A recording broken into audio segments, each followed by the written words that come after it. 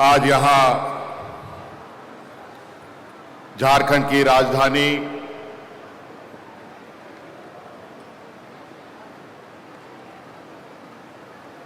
इस वीर भूमि की राजधानी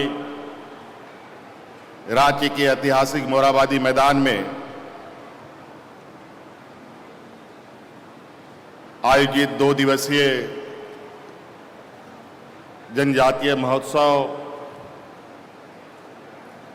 2022 के इस कार्यक्रम में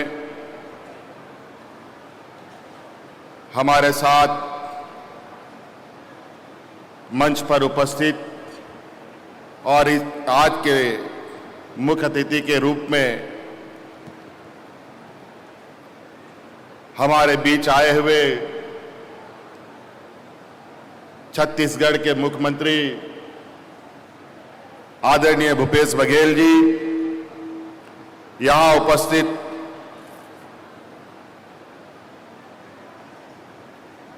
हमारे राज्य सरकार के मंत्री आदरणीय चंपई सोरेन जी, मंत्री झारखंड सरकार आदरणीय जोबा मांझी जी, झारखंड सरकार के मंत्री भाई बन्ना गुप्ता जी, झारखंड सरकार के मंत्री मिथिलेश ठाकुर जी, झारखंड सरकार के मंत्री हफीजुल हसन जी, हमारे साथ उपस्थित राज्यसभा सांसद महुआ मांझी जी, यहां उपस्थित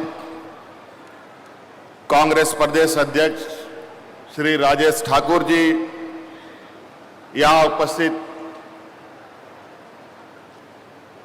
राज्य के हमारे विधायकगण, प्रधान सचिव, सचिव और यहां उपस्थित इस जनजातीय समारोह में आए हुए आप विभिन्न राज्यों से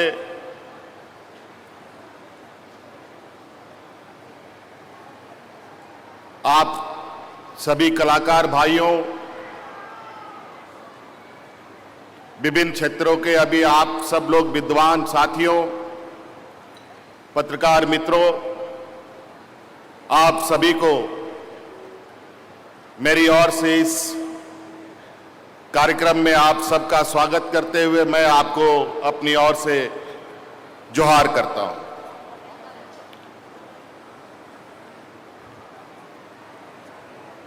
एक लंबे समय के बाद, राज्य अलग होने के बाद पहली बार राज्य में जनजातीय महोत्सव में हम सब शरीक हुए हैं। राज्य के विभिन्न जिलों से यहां लोग तो उपस्थित हुए ही हैं, साथ साथ में कई राज्यों से भी यहां पर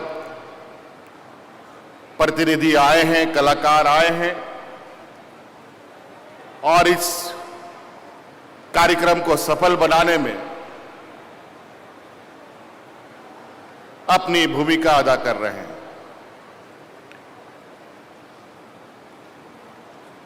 कुछ दिन पहले राज्य के अंदर बड़ी जोरों से यह चिंता थी कि राज्य में सुखाड़ की स्थिति बन रही है। अल्पवृष्टि के वजह से सरकार की चिंताएं बढ़ रही थी, किसानों की भी चिंताएं बढ़ रही थी। कई सोशल मीडिया, अखबार और कार्यकर्ताओं, जनप्रतिनिधियों के माध्यम से राज्य के विभिन्न कोने से हमें संदेश आ रहा था कि इस बार बहुत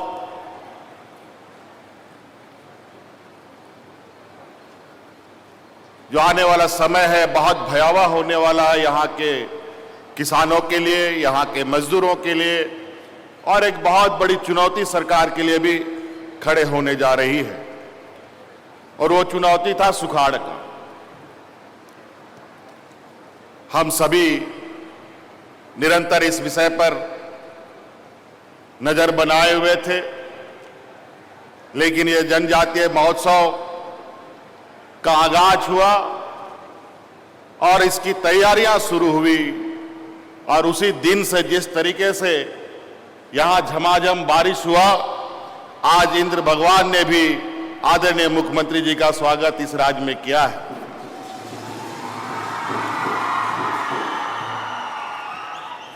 और इस बारिश में भी यहां उपस्थित आप सबों की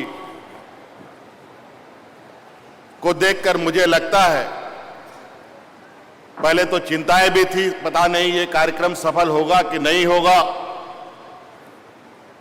और मैं आप लोगों को बहुत बहुत धन्यवाद आभार प्रकट करूंगा कि आज इस जनजातीय समूह को जो आप लोगों ने ताकत दिया है और जो आशीर्वाद आपसे मिला है, यह जनजाति महोत्सव का और इस राज्य के लिए एक नई पहल जो हम लोगों ने शुरू किया है, वो कभी रुक ना पाए, निरंतर चलता रहे और आपका आशीर्वाद इसको मिलता रहे। बातें बहुत कुछ है, लेकिन आज कल भी हमने मन से अपनी बातों को रखा है। निश्चित रूप से जनजातीय समूह के लिए, आदिवासी समूह के लिए जिस तरीके से पूरी दुनिया ने 9 तारीख का दिन मुकर्रर किया है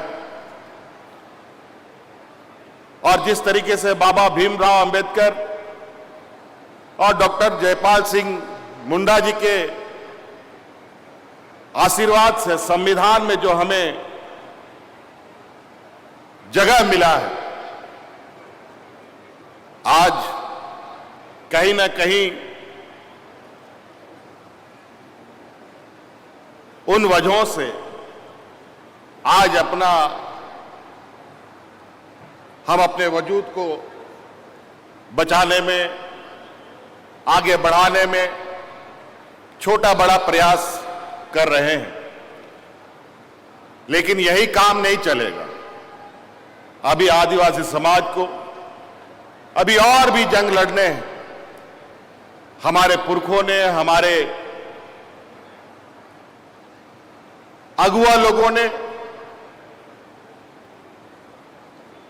और जो हमारे पास संपत्ति है, जो हमारे पास जो भी चीजें हैं, वो हमारे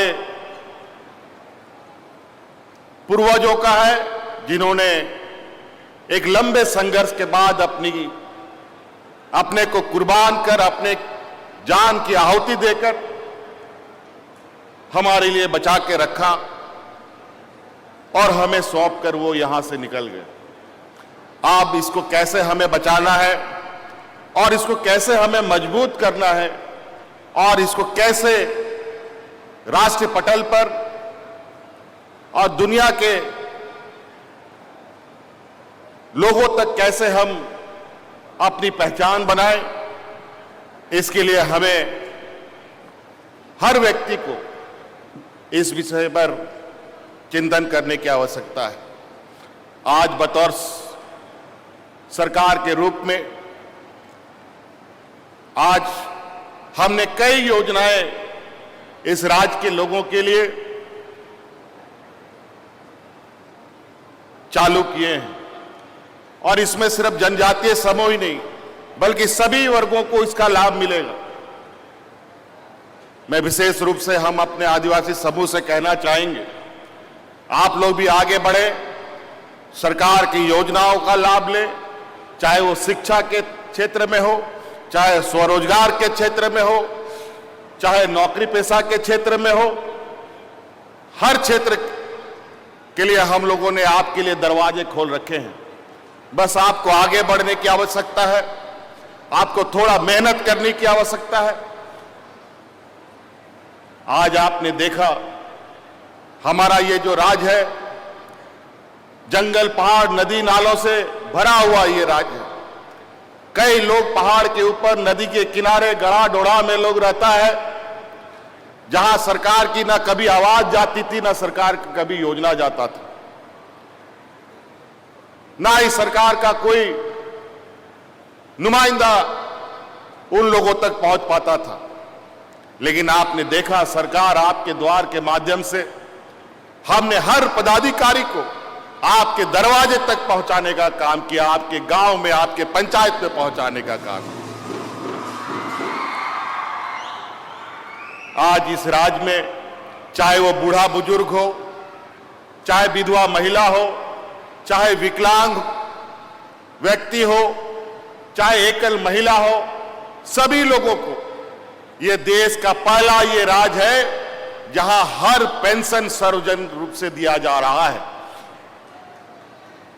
आज ये पहला ये राज्य है जिसको हम आए दिन पिछड़े राज्यों में गिने जाते हैं, और वाकई में संसाधन के रूप में खनिज संपदा तो हमारे पास है, कोयला है, लोहा है, अभ्रक है, यूरेनियम है, हर तरीके के खनिज संपदा है हमारे खेत में है, खलियान में है, पहाड़ में है, सभी जगह है। हमारा घर द्वार के नीचे भी खनिज संपदा। लेकिन दुर्भाग्य की बात है कि मैंने कल भी कहा है कि हमारे पास कोई फैक्ट्री नहीं है और जंगल काटने के लिए कोई आराम मशीन नहीं है जो बड़े बड़े पूंजीपतियों के पास होता है। आज हम लोगों ने जल जंगल जमीन बचाया, कहीं ना कहीं आज हमारे जल जंगल जमीन के साथ बड़े पैमाने पर छेड़छाड़ किया जा रहा है। आज ग्लोबल वार्मिंग और दुनिया में कई तरीके की आपदा को लेकर लगातार बड़ी बड़ी गोष्ठियां बैठाई जा रही हैं।